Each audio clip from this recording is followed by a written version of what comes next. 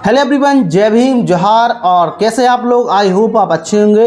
और आज की वीडियो में हम डिस्कस करने वाले हैं आर्य समाजी सुधार। तो डॉक्टर बाबा साहब अम्बेडकर का आर्य समाज के प्रति जो सुधार का आंदोलन था उसके बारे में क्या मानना था, इस वीडियो में हम डिस्कस करने वाले हैं।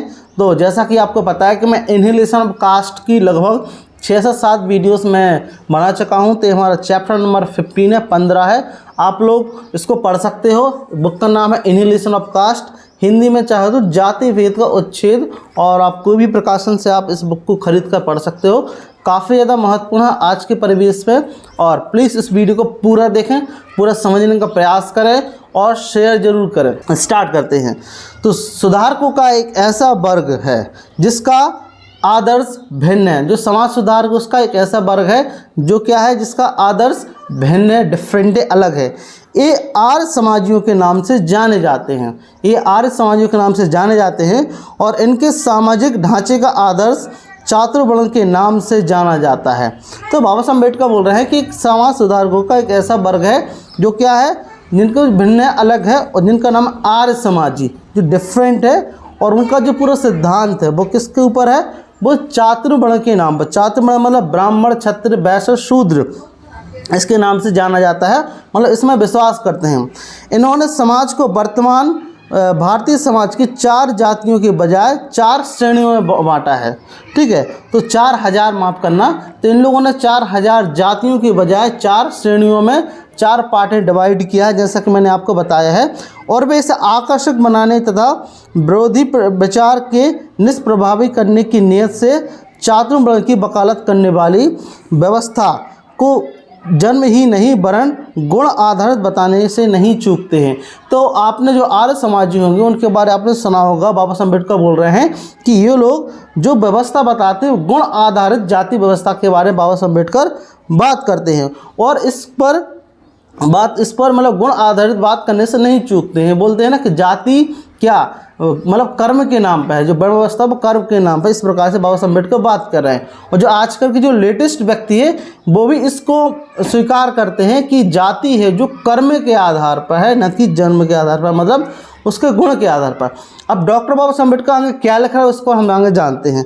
मैं मानता हूँ, बाबा साहब अम्बेडकर आप क्या बोल रहे हैं ध्यान से सुनना, कि मैं मानता हूँ कि गुण आधारित होने के बावजूद चातुर्वर्ण व्यवस्था के आदर्शों को मैं स्वयं नहीं समझ पाया। बाबा साहब अम्बेडकर बोल रहे हैं, इतने पढ़े लिखे विद्वान व्यक्ति बोल रहे हैं कि गुण आधारित व्यवस्था होने के बावजूद मैं स्वयं नहीं समझ पाया। बाबा साहब अम्बेडकर बात कर रहे हैं। पहली बात तो ये, अब आगे बाबा साहब अम्बेडकर क्या बोल रहे हैं कि पहली बात तो ये कि चातुर्वर्ण व्यवस्था के अंतर्गत यदि एक व्यक्ति को उसके गुणों के आधार पर हिंदू समाज में स्थान मिलता तो मेरी समझ में नहीं आता कि आर्य समाजी इस पर ब्राह्मण, क्षत्रिय, वैश्य व शूद्र का लेबल लगाने पर क्यों जोर देते हैं।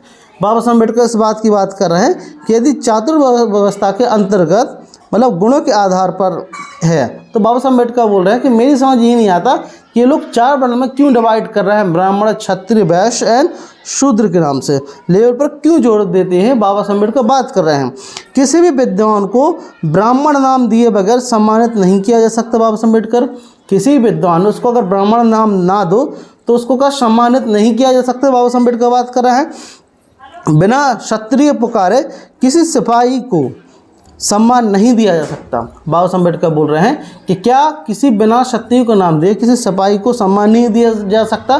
बाबा साहब अम्बेडकर ये प्रश्न कर रहे हैं।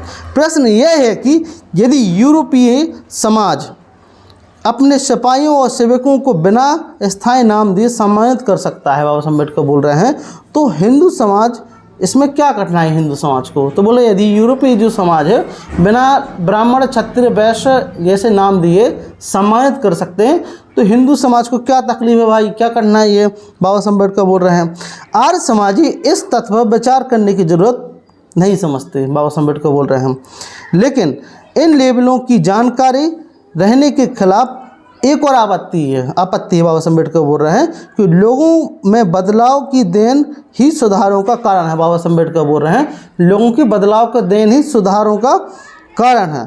सामान्य अनुभव की बात है। बाबा साहब अम्बेडकर बोल रहे हैं कि कुछ खास संज्ञाएं विशेष धारणाओं व भावनाओं से जुड़ी होती है। बाबा साहब अम्बेडकर बात कर रहे हैं, जो कि एक व्यक्ति का लोगों और वस्तुओं के प्रति रुझान निर्धारित करती है। यहाँ बाबा साहब अम्बेडकर बात क्या कर रहे हैं कि कुछ विशेषताएं हैं, भावनाएं जुड़ी रहती हैं, जो कि कुछ विशेष प्रकार के व्यक्तियों को क्या एक रुझान निर्धारित करती है।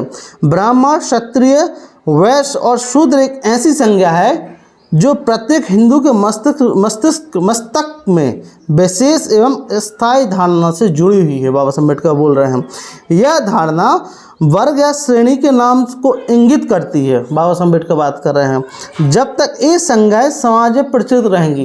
बाबा साहब अम्बेडकर क्या बोल रहे हैं, जब तक ये संज्ञाएं समाज में प्रचलित रहेंगी, हिंदू समाज में ब्राह्मण, क्षत्रिय, वैश्य और शूद्र बतौर जन्म उनके कार्यों पर आधारित ही लोगों का वर्गीकरण किया जाएगा। बाबा साहब अम्बेडकर बात कर रहे हैं हिंदू समाज यह सब छोड़ने के लिए बाध्य किया जाना चाहिए। मतलब बाबा साहब अम्बेडकर बोल रहे हैं कि ब्राह्मण, क्षत्रिय का ये लाभ पालना बंद कर दो, बात कर रहे हैं। लेकिन बार बार किसी के मस्तिष्क में पुरानी धारणा को याद ताज़ा करने वाली उन संज्ञाओं के बने रहने का यह संभव नहीं हो सकेगा। बाबा साहब अम्बेडकर बात कर रहे हैं यदि लोगों के दिमाग में नई धारणा स्थापित करना है तो उन्हें नई संज्ञा को जानना जरूरी है।